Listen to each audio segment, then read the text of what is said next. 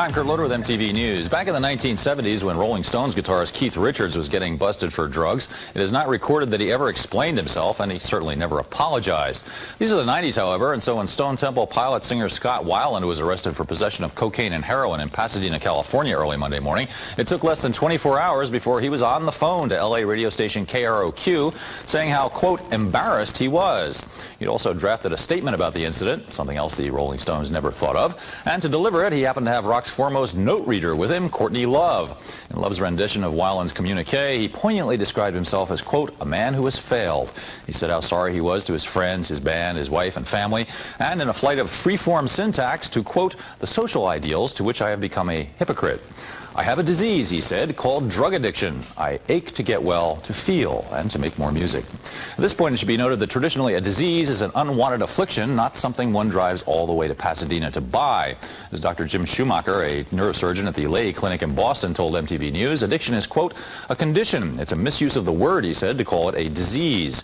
In a possible demonstration of the potency of today's street drugs, Weiland's note also said, quote, Superman is not real, Batman is a movie, and Aquaman is an 80s actor in need of work.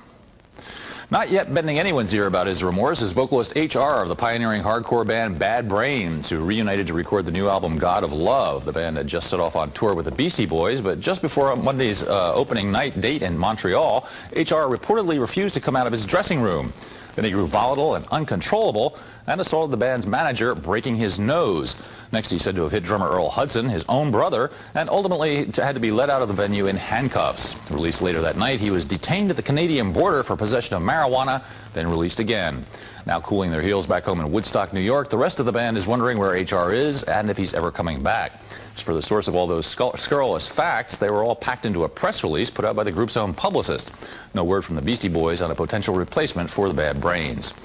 Finally, in a poll of 804 16 to 29-year-olds conducted last month by MTV, 36% said their chief concern was higher education and making it more affordable. 35% cited crime and violence, and 29% named welfare reform.